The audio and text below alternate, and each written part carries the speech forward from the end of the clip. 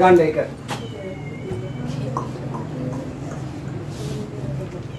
සල්දි ෂඩාශ්‍රයක බ්‍රහ්මක සම්මිතිය. කීයද? ෂඩාශ්‍රය කියන්නේ කොහොමද?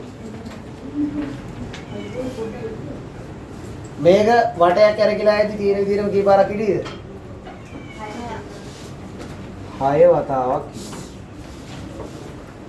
ඒකද 36 කියන එක ලියලා තියෙනවා 2 ඒවා 2යි 3 ඒවා 2යි.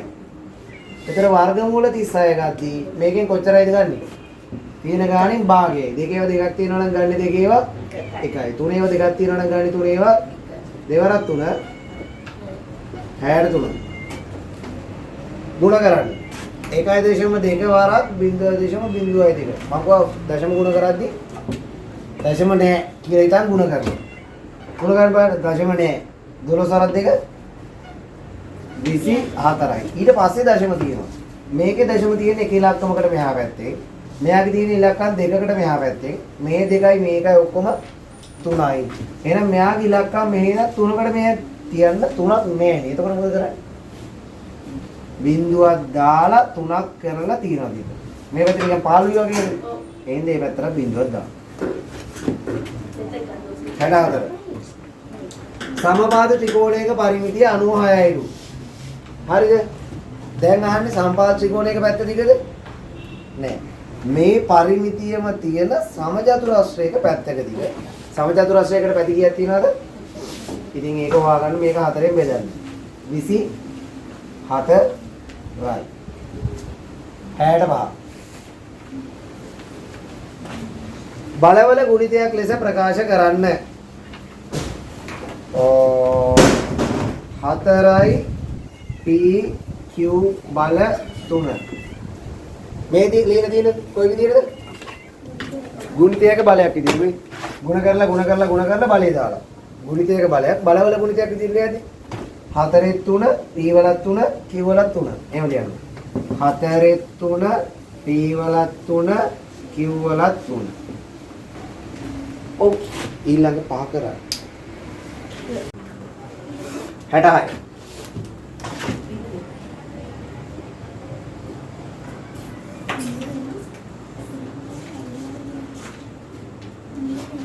මෙතන 2යි මෙතන 2යි මෙතන 2යි. ඔක්කොම x ඒවා කීයක් තියෙනවද? 6යි. 2යි 4යි 6යි. ඔක්කොම එකතු අංශක වලින් කීයක්ද? භවස්ත්‍රයක බාහිර කෝණ වල ඓක්‍ය 360යි. එහෙනම් එක කෝණයක අගය හොයන්න. x වල අගය හොයන්න බෙදෙනවා 6යි. ආංශක 60යි. 64. අඹ ගොඩක ඇති ගෙඩි වලින් ගෙඩි 50ක් තියෙනවා. ඒකෙන් 120ක් ඉදුනේ වගේ. ඉදිච්ච අඹ ගෙඩි ගාන කීයද කියලා අහනවා. ඉතින් මෙයාගෙන් 100න් 20ක් බලන්න. 120ක් කියන්නේ භාගයක් විදිහට කිව්වම 100න් 20යි. 130 භාගයක් විදිහට ලියුවොත් 100න් 30යි. 100ට භාගේ 100න් 50යි. ඒක බලද්දී අල්ලායන තේරුම ගුණ කිරීමක් නේ. උඩයි යටයි කැපෙනේවා තිබ්බොත් කපනවා. බිඳුවට බිඳුව මේ බිඳුවට මේ බිඳුව. පසර දෙක 10යි. හරිම ලේසි. 6යි x වර්ගය කියන එක වාට ලියලා දීලා තිනවා. දෙවරක් තුන් වරක් x වරක් x කියලා. 30යි xy කියන එක වාට ලියලා දීලා තිනවා. දෙවරක් තුන් වරක් පස් වරක් x වරක් y. මේකේ මහා පොදු සාධකය අහනවා. මහා පොදු සාධකය කියන්නේ මොකද්ද? මා පොස්සා. මොකද්ද? මා පොස්සා. මේ සංඛ්‍යා දෙකම බෙදන්න පුළුවන් ලොකුම ගාන. ඒතර හොයාගන්න පුළුවන් විදිය දෙන්නගෙම තියෙන ඒවා ටික රවුම් කරගන්න. ආයි x කියන. වෙන තියනවද? දැන් ඔය ටික ගුණ කරනවා. දෙවරක් තුන් වරක් x. එක දෙකේ ගොඩයි එක තුනේ ගොඩයි එක x ගොඩයි. දෙවරක් තුන 6යි. 6 වරක් x 6යි x. කූපෝ එවන මොකද කරන්නේ? මේ තුනත් ගුණ කරනවා. ඊට අමතරව මේ තනියෙන් ඉන්න හැම එකවමත් ලියන්න ඕනේ. තව 5 එකක් ලියන්න ඕනේ, තව x එකක් ලියන්න ඕනේ, තව y එකක් ලියන්න ඕනේ. මේ ඔක්කොම ටික ගුණ කරලා තමයි කූපෝ හොයන්නේ. ඊට පස්සේ 69. 69 කියනවා මෙහෙම බිල්ඩින් එකක් තියෙනවා. මේ ටික සෙන්ටිමීටර 6යි. පරිමාණ රූපේ ඇඳලා තියෙන්නේ ඇත්ත රූපේ මීටර 2ක් වෙනකොට සෙන්ටිමීටර 1ක්. ඒ කියන්නේ මේ පොතේ ඇඳලා සෙන්ටිමීටර 1ක් සමානයි මීටර 2කට. එතකොට සෙන්ටිමීටර 6ක් කියන්නේ කීයද? හරි. සෙන්ටිමීටර 1ක් කියන්නේ 2යි ලා සෙන්ටිමීටර 2ක් කියන්නේ මීටර කීයද? 2ක් කියන්නේ මීටර 4යි. 3ක් කියන්නේ මීටර කීයද? 6යි. 5ක් කියන්නේ මීටර කීයද? 10යි. එහෙනම් 6ක් කියන්නේ කීයද කියලා හොයාගන්න 6 ඒවා දෙකක් බලන්න. මීටර 12යි. 70. මූර්තයක් දීලා තියෙනවා. මෙහෙම දීලා තියෙනවා මෙහෙම. කියන්නේ මොකද්ද? සුළු වෘත්ත ඛණ්ඩය අඳුරු කර පෙන්නන්න. වෘත්ත ඛණ්ඩයක් කියන්නේ මොකද්ද?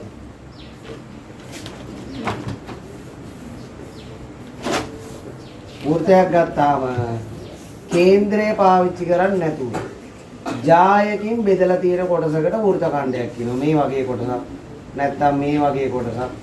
එහෙම නැත්තම් මේ වගේ තඩි කොටසක්. වෘත්ත ඛණ්ඩයක්. වෘත්තයකින් කෑල්ලක්. එතකොට මේකේ තියෙන වෘත්ත ඛණ්ඩේ කොහොමද? මෙන්න මේ කොටස. කවුරු හරි කෙනෙක් මෙන්න මේ ටික පාට කරලා තිබ්බොත් ඒක මොකක් කියලාද කියන්නේ? මේ පාට කරලා තිබ්බනම් ඒ මොකද්ද? ඒක කේන්ද්‍රික ඛණ්ඩයක්. අරේවල් දෙකක් පාවිච්චි කරලා කඩලා තිබ්බොත් කේන්ද්‍රික ඛණ්ඩයක්. අරේවල් දෙක නැතුව නිකන් ජායකින් කඩලා පාට කරලා තිබ්බොත් ඒක වෘත්ත ඛණ්ඩයක්. ඒතකොට දැන් වෘත්ත ඛණ්ඩේ පාට වෙලා තියෙන්න ඕන ඕකේ. මෙන්න මේ. ඉතුරු පහ කරා. හරියට යන්න. 70 1 1 නෑ 72 ධන 6 කලාපේ රටක් තියෙනවා. ඍණ 4 කලාපේ රටක් තියෙනවා. මේ කලාපේ තියෙන රටේ වෙලාව 15යි. එයාට වඩා මෙයා පැය කීයක් අඩුද? 10යි. 6 නම් බිඳුවට 6ක් අඩුයි. බිඳුවේ නම් 4ට තව 4ක් අඩුයි. ඔක්කොම කීයක් අඩුයිද? 10යි. එතකොට 15ට වඩා පැය 10ක් අඩු වෙලාව කියන්නේ කීයද? 5යි. බිඳුවයි 5යි 32යි බිඳු 5යි. 15න් 10ක් අඩු කරලා ලියන. එක්කෝ මෙහෙම තියෙන්න ඕන නැත්තම් පෙරවරු 5යි කියලා තියෙන්න ඕන. 72 ඍණ 4 වරක් ධන 5 බෙදීම ඍණ 10යි කියලා තියෙනවා. මට කියන්නේ ಜಾති දෙකක් ගුණ වුණාම උත්තරේ එතන 4 වරක් 5 ඍණ 20යි. ඒක ඍණ 10න් බෙදුවාම උත්තරේ එක ಜಾතිය දෙකක් බෙදුනාම උත්තරේ ධන 20 10න් බෙදුනාම ධන 2යි. නිමාලි සහ අමාලි අතර 2:3 අනුපාතයට ටොෆි 100ක් බෙදනවා. නිමාලිට කීයක් හම්බ වෙනවද කියලා අහනවා. මට කියන්න මෙතන කොටස් කීයක් තියෙනවා? කොටස් 5. එහෙනම් 100 ඉස්සෙල්ලාම බෙදනවා 5යි. එතන එක කොටසක් කීයද කියලා හොයාගන්න පුළුවන්. නිමාලිට කොටස් කීයක් දෙනවද? 2ක්. එයාට දෙන ගාන හොයාගන්න ඒ වගේව දෙකක් බලනවා. 5 වරක් මේකට තියෙනවා 20 ඒවා දෙකක් 50යි. කියලා දැම්මොත් වැරදි. 40යි. 50ක් ඇත්තෙත් නෑ. 74. කාට 80 තලයක් තියෙනවා. 80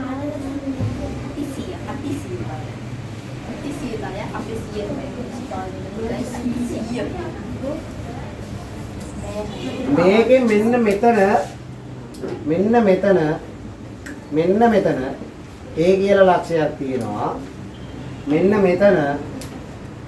මෙතන B කියලා ලක්ෂයක් තියෙනවා. A ගේ ඛණ්ඩාංකය කොහොමද ලියන්නේ?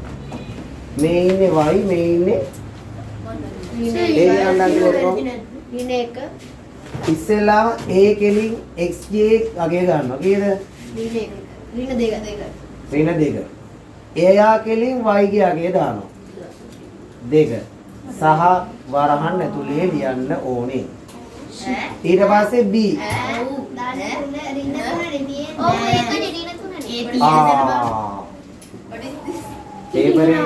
පේපරේ තියෙන්නේ මෙතන ඍණ 3 කියලා. එතන මේක ඍණ 3 වෙන්න ඕනේ. ඊට පස්සේ B වල අහගන්න B ඉස්සෙල්ලාම x අගය 2යි. ඊට පස්සේ y අගය 2 1. මෙහෙම වරහන් තියෙන්න ඕන. ඉතින් එකක්වත් දෙන්න බෑද? දෙන්නේ. ඇයි ඒ? සාවිදි දේශලාකරණයක් කරන්න පුළුවන් බහුවස්තු මොනවද අහනවා. මොනවද? සමපාද ත්‍රිකෝණයයි සමචතුරස්‍රයයි. සාවිදි දේශලාකරණයක් කරන්න පුළුවන් එක හොයාගන්නේ කොහොමද? සවිදි වෙන්නේ. හැම සාවිදියකින්ම බෑ. එයාගේ අභ්‍යන්තර කෝණයක් අරගත්තාම ඒ ගාණයෙන් 360 බෙදන්න පුළුවන් වෙන්න ඕනේ ඉතුරු නැති වෙන්නේ. දැන් සමපාද ත්‍රිකෝණයේ එක කෝණයක් අංශක 60යි. 360 ගාණට 60 බෙදෙනවා. සමචතුරස්‍රය ගත්තොත් එක කෝණයක් 90යි. 360 90න් ගාණට බෙදෙනවා. ෂඩාශ්‍රය ගත්තොත් එක කෝණයක් 120යි. 360 ගාණට 120යි බෙදෙනවා. එතකොට මේ බෙදෙන ටික තමයි ලියන්න ඕන.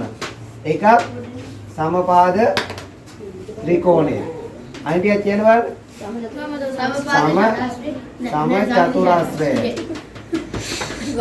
ඊට පස්සේ සවිදි ෂඩාශ්‍රය.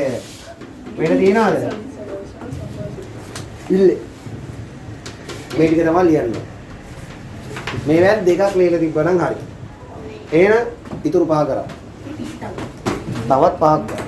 තවත් පහක් කරා. 76. ඉතිගාල මේ බලන්න. මේ මෙහෙම එකක් තියෙනවා. හරිද? මෙහෙම එකක් තියෙනවා. හරිද? මෙතන A මෙතන 30යි මෙතන 110යි කියලා දීලා තියෙනවා. පේන විදිහට අපිට ගන්න වෙන්නේ මේ දෙක සරල රේඛා කියලා. සරල රේඛා දෙකක් කැපුණාම මූණට මූණ හම්බ වෙන කෝණ මොනවාද? ප්‍රතිභූ. මොකද වෙන්නේ? සමාන වෙනවා. ඒතර A එකතු තියෙන උත්තරේ සමානයි 110යි. හේතුව ලියන්න. ප්‍රතිමුඛ කෝණ. දැන් ඒ වලගේ හොයාගන්න 110න් 30ක් අඩු කරනවා. 80යි.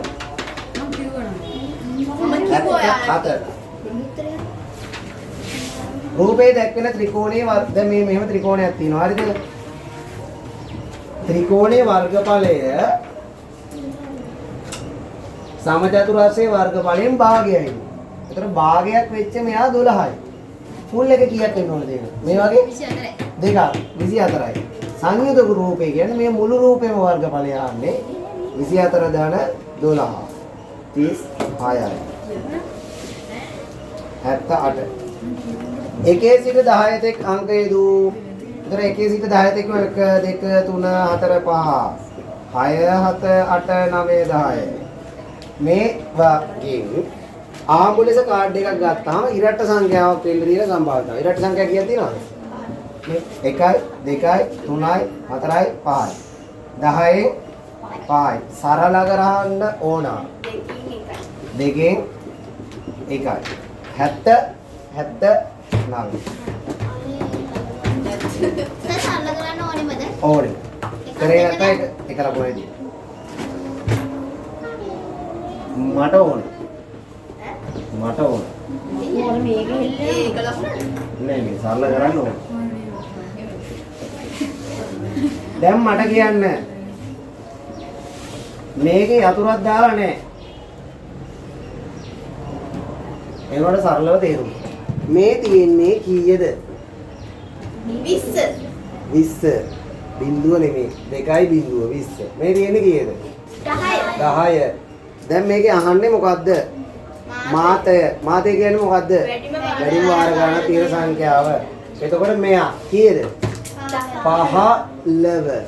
5 නෙමෙයි. 15. එකක් දාගෙන කිලෝග්‍රෑම් නිකන් හරි පරාසය කියනි කියලා ඇහුවොත් පරාසය කියන්නේ මොකද්ද? පිළිවෙල ලියලා විශාලම සංඛ්‍යාවෙන් කුඩාම සංඛ්‍යාව අඩු කරාම එන ගාන. විශාලම ගාන කීයද? 26යි. කුඩාම ගාන 5යි. 26න් 5ක් අඩු වුණාම පරාසය ඇහුවනම් 21. දැන් පරාසය නෙමෙයි යන්නේ. මාත්. 80. ඒ වලගේ දෙකයිලු. B වලගේ ඍණ 5යිලු. ඔයාලට මෙන්න මේකට උත්තරය අහන්න. නියමයි නේද? 3 වරක් A වෙනුවට දානවා 2. B වෙනුවට දානවා ඍණ 5. දැන් මේ දෙක සුළු නාම කීයද? සංඛ්‍යා ಜಾති දෙකක්. තිබ්බාම 5න් දෙකක් අයින් වෙනවා. කීයද?